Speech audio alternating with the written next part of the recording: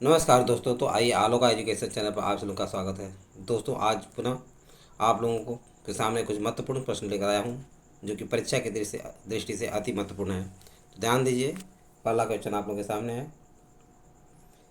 किस पंचवर्षीय योजना के तहत द्वितीय प्राथमिकता यातायात व संचार को दी गई थी?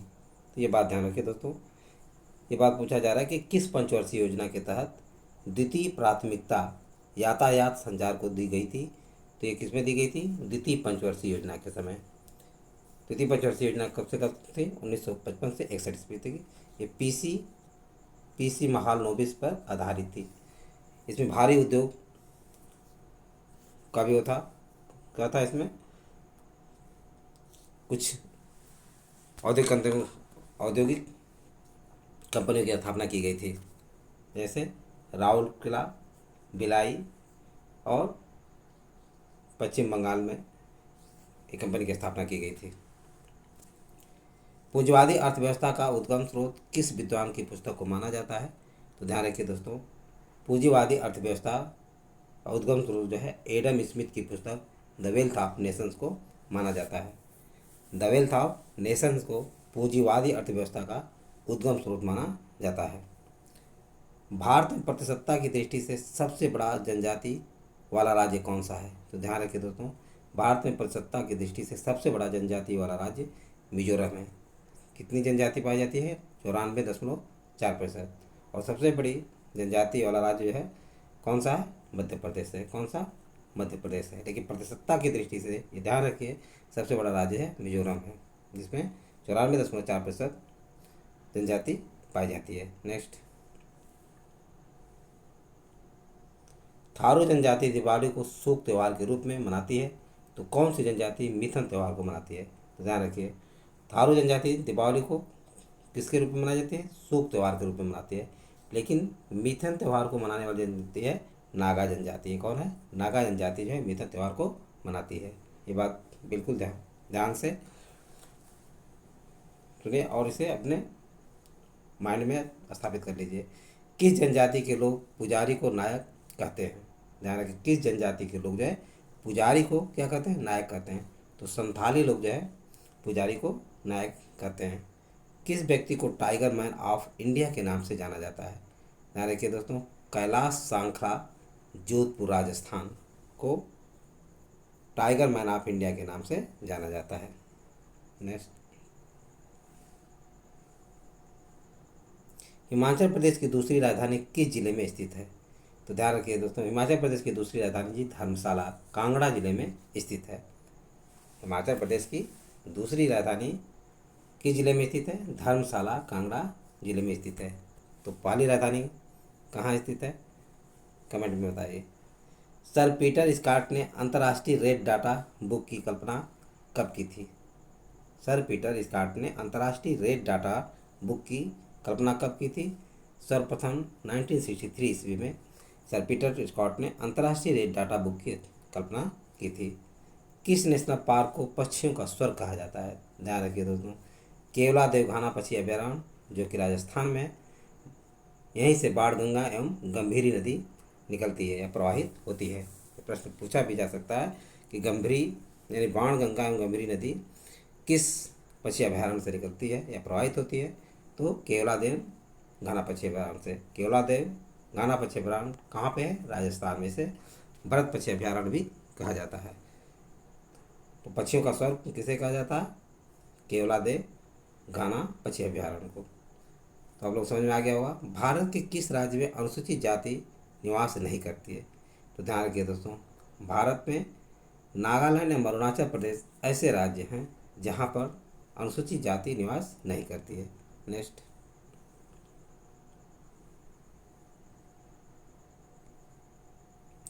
भारत के किस प्रदेश को आर्किड प्रदेश के नाम से जाना जाता है?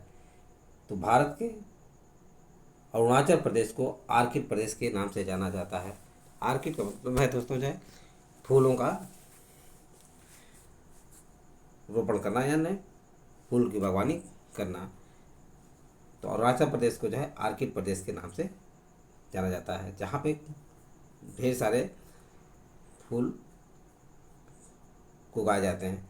अरेबिका किस फसल की प्रजाति मानी जाती है? तो अरेबिका दोस्तों जो है कहवा की प्रजाति मानी जाती है। और कॉफ़ी यानी कहवा जो है सबसे ज़्यादा कहाँ पे होता है? कर्नाटक राज्य में होता है। भारत द्वारा किस उर्वरक का पूर्ण रूप से आयात किया जाता है? तो ध्यान रखिए दोस्तों, भारत द्वारा पोटेशियम उर्वरक का पूर्ण रूप से आयात किया जाता है। नेक्स्ट,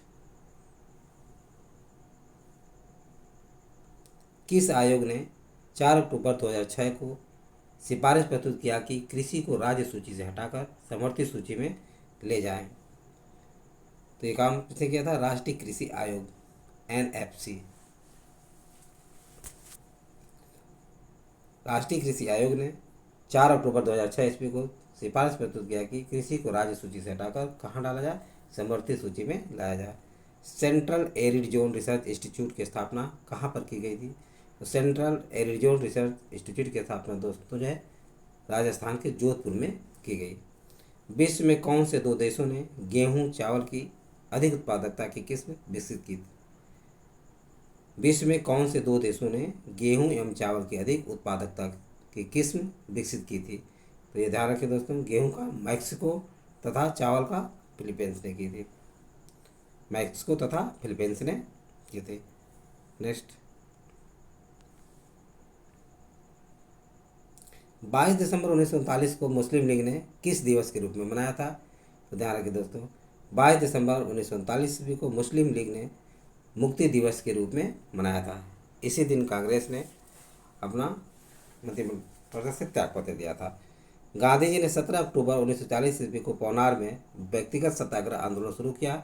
इस आंदोलन के तीसरा सत्याग्रही कौन थे? तो दोस्तों ध्यान रखिए, ब्रह्मदत्त जो है तीसरा सत्याग्रही थे। पहला पंडित जवाहरलाल नेहरू और दूसरा कौन थे? दूसरा आप लोग कमेंट में बताइए कि दूसरा कौन थे। पहला पंडित जवाहरलाल नेहरू थे, तो दूसरा कौन थे, और तीसरा ब्रह्मदत्त थे। ये बात ध्यान रखिए।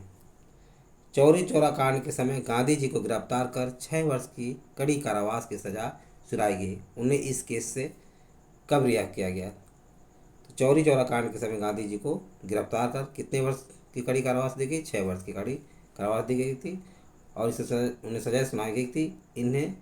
उन्हें इस केस से कब रिहा किया गया? तो 11 फरवरी 1922 को किया गया था। 5 फरवरी 1922 ईस्वी को चौरी चौरा कांड कहाँ पे हुआ था? गोरखपुर में हुआ था। नेक्स्ट, दादा भाई नौरोजी ने इंग्लैंड में कब भारतीय सुधार समिति की स्थापना की थी? तो दादा भाई नौरोजी ने 1887 ईस्वी में इंग्लैंड में भारतीय सुधार समिति की स्थापना की थी। स्वदेशी आंदोलन का विचार सर्वप्रथम किसके पत्र में 1905 ईस्वी में प्रस्तुत किया गया था? तो ध्यान रखिए दोस्तों, स्वदेशी आंदोलन का विचार सर्वप्रथम जो है कृष्ण कुमार मित्र के पत्र संजीवनी में प्रस्तुत किया गया था। कब किया गया था? 1905 ईस्वी में किया गया था। नेक्स्ट, किस ब्रिटिश वायसराय के शासनकाल में सुभाष चंद्र बोस ने फॉरवर्ड ब्लॉक की स्थापना की थी? तो ध्यान रखिए दोस्तों, सुभाष चंद्र बोस ने फॉरवर्ड ब्लॉक की स्थापना 1939 ईस्वी में की थी। किसके समय में? लॉर्ड लिलिथगो के समय में, जिसका शासनकाल 1936 से 1943 ईस्वी तक था। तो ये बात आप लोगों को समझ में आ गया होगा। Next question, Lord Northbrook, ये ब्रुक है दोस्तों, ध्यान रखिए, के समय पंजाब में कौन सा प्रसिद्ध आंदोलन हुआ था? तो लॉर्ड नॉर्थ ब्रुक के समय पंजाब में प्रसिद्ध आंदोलन जो है दोस्तों कूका आंदोलन हुआ था। कौन सा? कूका आंदोलन जो है लॉर्ड नॉर्थ ब्रुक के समय में पंजाब में हुआ था। गुरु ग्रंथ साहिब में सिख गुरुओं के साथ साथ किन किन की रचनाओं को भी सम्मिलित किया गया है?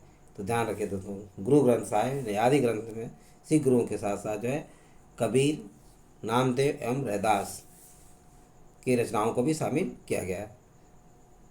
नेक्स्ट, सन 1946 ईस्वी की किस पूर्णिमा को नानक को आध्यात्मिक पुनर्जीवन का आभास हुआ था? सन 1496 की किस पूर्णिमा को नानक को आध्यात्मिक पुनर्जीवन का आभास हुआ? तो कार्तिक पूर्णिमा को। सन 1496 ईस्वी को कार्तिक पूर्णिमा को नानक को आध्यात्मिक पुनर्जीवन का आभास हुआ। नेक्स्ट, दीन इलाही धर्म की स्थापना अकबर ने 1582 में की। इसका प्रधान पुरोहित कौन था? तो दोस्तों स्वयं अकबर ही इसका प्रधान पुरोहित था। इसने 1582 ईस्वी में दीन इलाही धर्म की स्थापना की थी। वह अभिक्रिया जिसमें किसी परमाणु की ऑक्सीकरण संख्या घट जाती है क्या कहलाती है? अवकरण कहलाती है। क्या कहलाती है? अवकरण। वह अभिक्रिया है, अवकरण की क्रिया में किसी परमाणु की ऑक्सीकरण संख्या घट जाती है।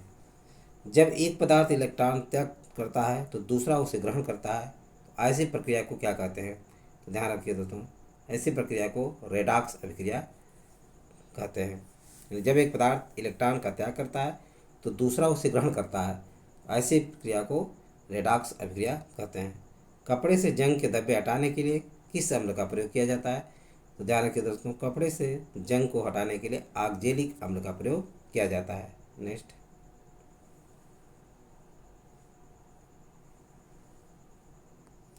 कौन सा अम्ल पेट की अम्लता को दूर करने में सहायक होता है? Milk of magnesia, magnesium hydroxide, magnesium hydroxide यानी मिल्क ऑफ मैग्नीशिया या मैग्नीशियम हाइड्रोक्साइड जो है पेट की अम्लता को दूर करने में क्या होता है? सहायता प्रदान करता है। जब परिक्षेपण का माध्यम जल, अल्कोहल एवं बेंजीन हो तो कोलाइडों को क्रमशः क्या कहते हैं? ध्यान रखिए दोस्तों, जब परिक्षेपण का माध्यम जल, अल्कोहल एवं बेंजीन होता है उसमें कोलाइडों को क्या कहा जाता है? हाइड्रोसोल, अल्कोहल एवं बेंजोसोल कहा जाता है। सबसे हल्की धातु, भारी धातु एवं कठोर धातु कौन है? तो सबसे हल्की धातु, भारी धातु एवं कठोर धातु कौन है? तो ध्यान रखिए दोस्तों, लिथियम सबसे हल्की धातु है और सबसे भारी धातु ओशियम है एवं सबसे कठोर धातु क्रोमियम है। इस तरह से आप लोग इन तत्वों को, आप लोगों को ये तथ्य समझ में आ गए होंगे। यदि यह वीडियो अच्छा लगा हो तो सब्सक्राइब अवश्य करिए तथा अपने सगे समझे और दोस्तों को शेयर करना ना भूलिए। थैंक यू दोस्त, नेक्स्ट वीडियो मिलेंगे।